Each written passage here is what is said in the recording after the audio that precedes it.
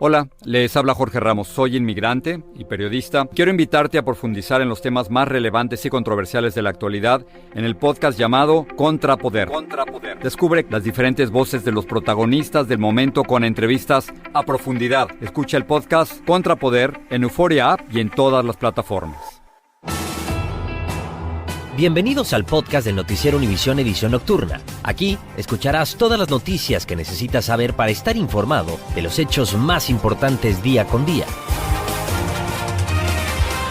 Donald Trump confirma que va a imponer aranceles del 25% a México y Canadá en su primer día de mandato. El presidente electo acusó a ambos países de tener responsabilidad en la inmigración irregular y en el tráfico de drogas que entra a Estados Unidos. Las autoridades de Nueva York investigan la muerte de un hombre hispano quien se habría suicidado lanzándose desde la ventana de su departamento luego de que su vivienda fuera asaltada por 3 ladrones. Y atención a quienes tienen programado viajar esta semana de Acción de Gracias, ya que se esperan retrasos en los aeropuertos de Los Ángeles por una huelga de al menos 100 miembros de su personal de servicio. Aunque el precio del pavo ha disminuido un 6% respecto al año pasado, los consumidores piensan que ahora estarán gastando más en su cena de Acción de Gracias, ya que el resto de los alimentos como la verdura, los huevos y los lácteos siguen aumentando su costo. Este es Noticiero Univisión Edición Nocturna, con Maite Interiano y Elian Sidán. Muy buenas noches y gracias por acompañarnos. Elian, el presidente electo Donald Trump dijo que en cuanto llegue a la Casa Blanca en enero impondrá aranceles de un 25% a los productos que llegan desde México y Canadá. Efectivamente, dijo que va a mantener estos aranceles mientras estos dos países sigan con sus políticas de fronteras abiertas que permiten la entrada irregular de personas y también de drogas como el fentanilo. Alejandro Madrigal nos informa desde la Ciudad de México. Las dos caravanas de inmigrantes que continúan su paso por el sur de México y la invasión de fentanilo son los motivos de una nueva advertencia del presidente Donald Trump al gobierno mexicano de imponer un arancel del 25% a todas las exportaciones mexicanas si no se hace algo para detenerlos. A la hora que tú pones un impuesto, no es que estés dañando a México, por supuesto que sí, pero estás dañando a todos los productores estadounidenses que dependen de productos mexicanos. No solo los consumidores, reitero, productos de manufactura, industriales. El 80% de todo lo que se produce en México va a parar al mercado estadounidense, un intercambio comercial que representa más de 130 billones de dólares anuales, así que esta amenaza se debe tomar muy en serio. Él no está esperando llegar a la Casa Blanca otra vez para empezar a tomar medidas, sino que ya las está anunciando con bastante anticipación, dicho sea de paso. En su mensaje, el presidente Trump atribuyó la decisión debido a miles de personas que están llegando de México y Canadá, llevando la delincuencia y drogas a niveles nunca vistos, además de una caravana de miles de personas para atravesar la frontera antes de que asuma el próximo 20 de enero. De que México está dejando de ser, por un lado, sí un socio confiable, pero más aún un socio en el cual puede confiar el gobierno de Donald Trump por estos dos temas. La amenaza de aranceles del presidente Trump fue anunciada desde inicios de noviembre, por lo que el gobierno mexicano aclaró que respondería de la misma manera. Si tú me aplicas a mí 25% de arancel, yo tengo que reaccionar con aranceles y soy tu principal importador, junto con Canadá. En 2019, el presidente Trump amenazó al entonces mandatario López Obrador con imponer aranceles del 5% a todos los productos mexicanos si no se frenaba la migración, por lo que inmediatamente se desplegaron 10,000 soldados en la frontera con Guatemala, impidiendo su paso. La primera reacción llegó del presidente del Senado, Gerardo Fernández, quien se cuestionó en redes sociales qué aranceles debería poner México a los Estados Unidos hasta que dejen de consumir drogas y exportar armas a este país. En México, Alejandro Madrigal, Univisión. Gracias, Alejandro. Y el fiscal especial Jack Smith pidió que se retiren los cargos contra Donald Trump por interferencia electoral y por manejo de documentos clasificados.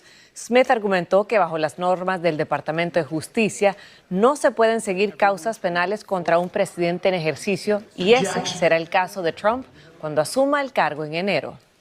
También hay que recordar que los jueces de la Corte Suprema dieron un fallo que le daba algún tipo de protecciones al presidente por acciones haber sido cometidas bajo el comando del presidente. La campaña de Trump dijo en un comunicado que la decisión de hoy del Departamento de Justicia pone fin a los casos federales inconstitucionales contra el presidente electo y es una gran victoria para el Estado de Derecho. Un hombre falleció tras caer por la ventana de su edificio este fin de semana. El hecho ocurrió tras el robo de su vivienda y desde Nueva York, Violeta Bastardo nos informa. Tenía 12 hijos y 6 nietos. Trabajaba largas jornadas en esta zapatería que tenía junto a su hijo. Jacinto Remigio, de 64 años, falleció tras caer al vacío desde la ventana de su apartamento. Mi papá era una persona de la comunidad que trabajaba, una persona simple, una persona si te podía ayudar, te ayudaría. Eran pasadas las 4 de la madrugada del sábado. Jacinto no estaba en casa cuando 3 hombres armados entraron a la vivienda, amordazaron a su hijo, le robaron joyas, $200 y huyeron. Y yo lo que quiero es privacidad. Se sabe que la policía había llegado a la vivienda a hacer el reporte.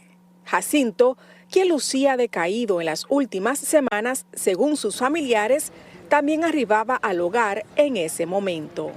No, dije que se veía así, dije que, ¿sabes? Para llegar a ese término, tú sabes. Pero tomó esa decisión. Según su otro hijo, posiblemente estaba deprimido por el amor de una mujer. Solamente pensaba en eso, llamaba a esa persona y, ¿entiendes? Ella jugaba con él. La policía anda tras la búsqueda de los 3 asaltantes. No se sabe si conocían a la familia. Aún se desconocen las circunstancias en cómo se produjo la caída. Desde Nueva York, Violeta Bastardo, Univisión. Gracias, Violeta. Y a quienes viajen por aire durante el feriado de Acción de Gracias, se les advierte que podrían sufrir demoras debidas al mal tiempo. También por las huelgas y las protestas de trabajadores en los aeropuertos de Charlotte, en Carolina del Norte, y de Los Ángeles, en California, quienes exigen mejoras salariales. Jaime García nos tiene más.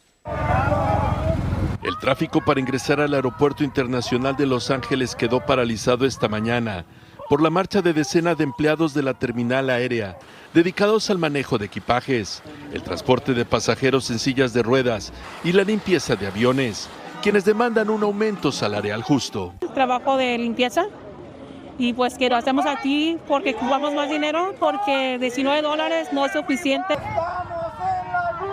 La movilización de trabajadores que se extenderá hasta mañana sucede cuando el Aeropuerto Internacional de Los Ángeles se prepara para ser el punto de llegada de millones de personas tanto para el Mundial de Fútbol de 2026 como para los Juegos Olímpicos de 2028. Mucha gente de todo el mundo viene aquí a Los Ángeles, pero los trabajadores que dan servicio a esa industria viven en pobreza. Para pasajeros como Lucía López, que hoy arribaron al aeropuerto angelino, la marcha de trabajadores no fue motivo de molestia. No, para nada, que fueron muy pacíficos y tomaron su espacio. Este aeropuerto no funcionaría sin sus trabajadores, a quienes se les debe de pagar apropiadamente, nos dijo. El miércoles pasado, el Consejo Municipal de Los Ángeles pospuso la votación de una ordenanza para aumentar progresivamente el salario de los trabajadores de los hoteles y el aeropuerto de esta ciudad. El aumento inicial sería $25 la hora en el 2025 y aumentando incrementalmente a $30 la hora para el 2028. El próximo 11 de diciembre, el Concilio Municipal de Los Ángeles tendrá que decidir en la petición de estos trabajadores, quienes señalan que los actuales $19 por hora que reciben no son suficientes ni para pagar la renta. Pues está ahí pidiéndole al landlord que se me da chance. En la otra costa del país, trabajadores del Aeropuerto Internacional de Charlotte en Carolina del Norte se declararon en huelga de 24 horas. Ella dijo que no son justos los sueldos bajos que se les pagan. En Los Ángeles, Jaime García, Univisión. Jaime, gracias. Mientras esto sucede, la AAA está pronosticando que unos 80 millones de estadounidenses se estarán desplazando por aire y por tierra durante este feriado por el Día de Acción de Gracias. La cifra récord representa un aumento del 2% con respecto al 2023. Los viajeros enfrentarán el mal tiempo de costa a costa con nieve, lluvia y frío. También las huelgas de los empleados de transporte aéreo, quienes piden mejoras salariales. Más de 70 millones de viajeros lo harán por carretera. Entonces, lo que nosotros tenemos que hacer es planear, evitar las horas pico en los días que nosotros salimos de viaje, como son los días martes entre la 1 y las 7 de la tarde, dar 1 o 2 horas adicionales para poder nosotros planear mejor nuestro viaje cuando lleguemos al aeropuerto, en donde tendremos los parqueaderos bastante llenos y las líneas de seguridad bastante abarrotadas.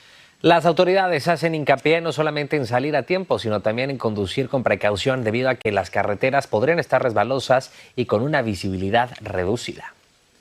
Y miles de trabajadores de Amazon protestarán o se irán a huelga en más de 20 países durante el Viernes Negro o el Ciberlunes para reclamar mejores salarios y medidas contra el cambio climático.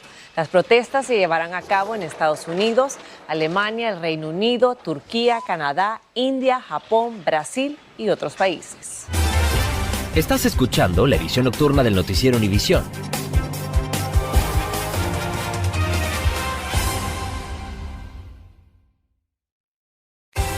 Continuamos con el podcast de la edición nocturna del noticiero Univisión. A pesar de que el precio del pavo tuvo una disminución de un 6% respecto al año pasado, los consumidores piensan que ahora estarán gastando más en su cena de Acción de Gracias. Y es que es por ello que el resto de los alimentos como las verduras, el huevo y los lácteos siguen aumentando. Guillermo González nos informa. Mientras millones de familias estadounidenses se preparan para su cena de Acción de Gracias, muchos se preguntan si les costará más que el año pasado. Según la oficina de la Federación Estadounidense de Granjas, el costo promedio de un pavo de 16 libras será de $25.67 o lo que es lo mismo, $1.60 la libra, un 6% menos que el año pasado.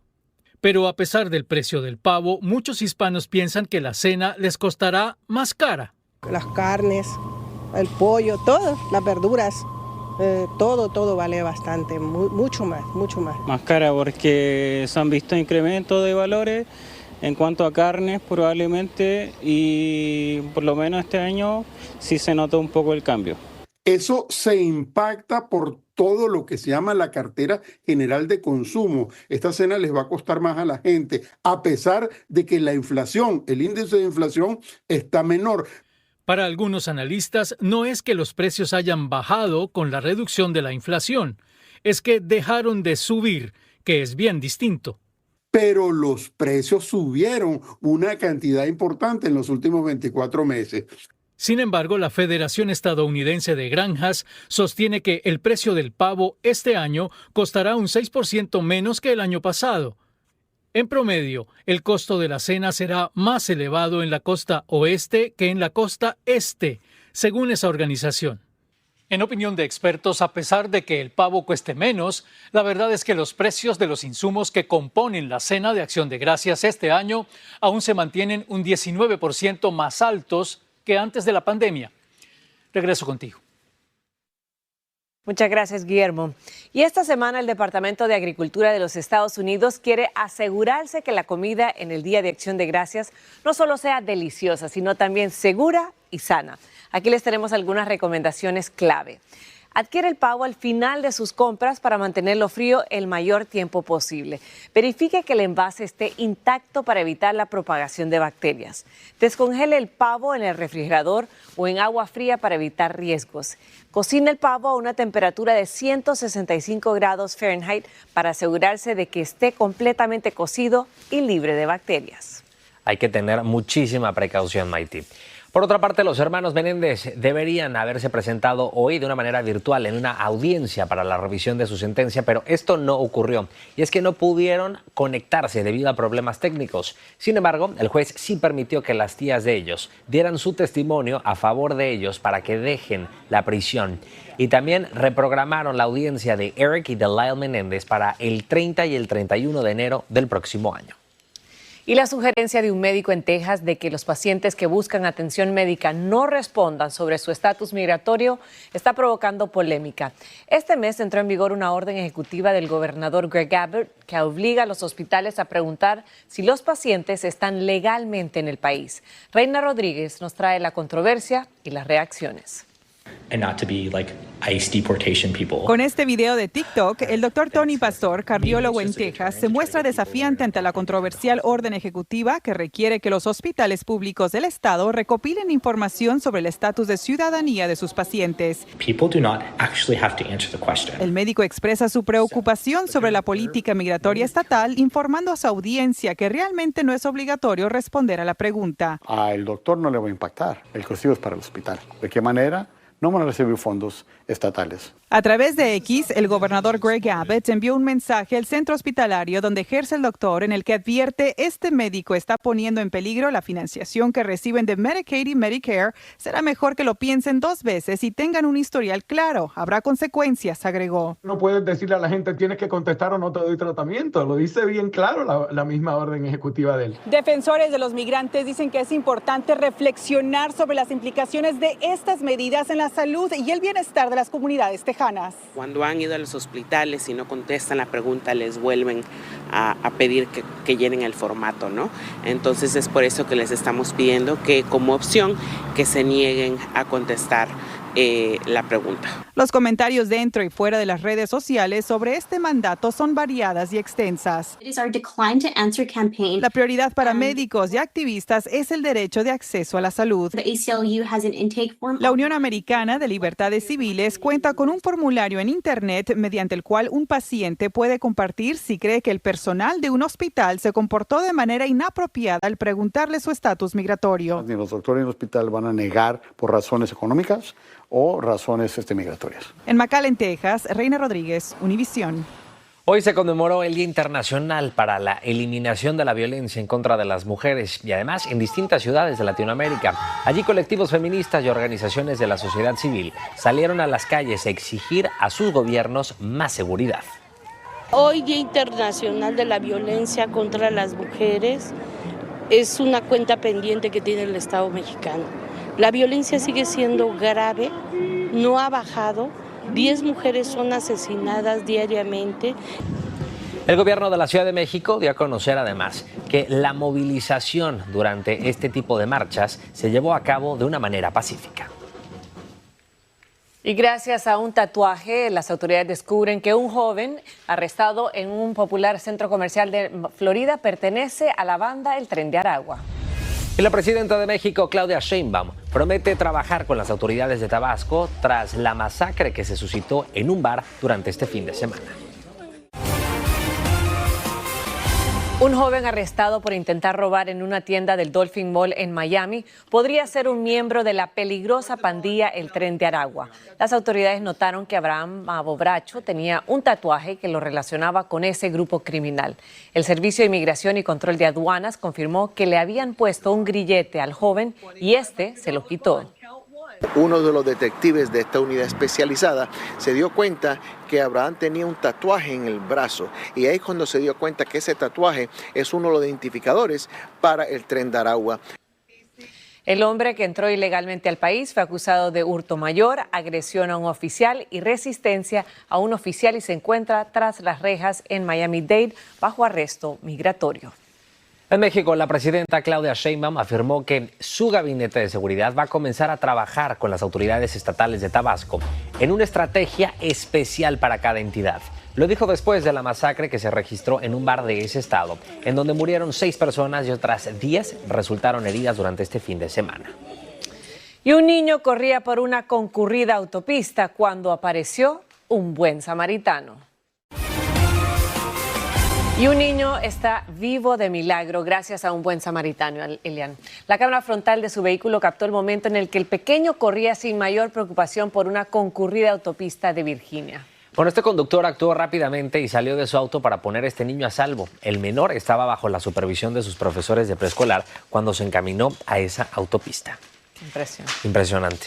Y bueno, cada año 2 afortunados pavos se convierten en los 2 protagonistas previo al Día de Acción de Gracias. Este 2024 los elegidos fueron Peach y Blossom, 2 aves provenientes de Minnesota quienes escaparon de ser destinados a ser el plato principal de la cena festiva. Así es, Elian. Bueno, y esta tarde, como estamos viendo en pantalla, el presidente Joe Biden les concedió oficialmente el indulto presidencial en una ceremonia tradicional que ocurre en la Casa Blanca, asegurando su libertad y un futuro más tranquilo.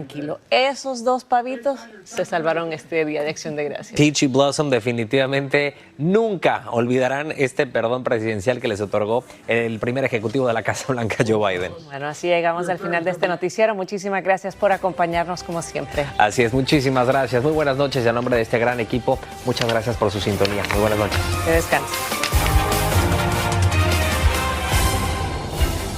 Gracias por escucharnos. Si te gustó este episodio, síguenos en Euforia, compártelo con otros publicando en redes sociales y déjanos una reseña.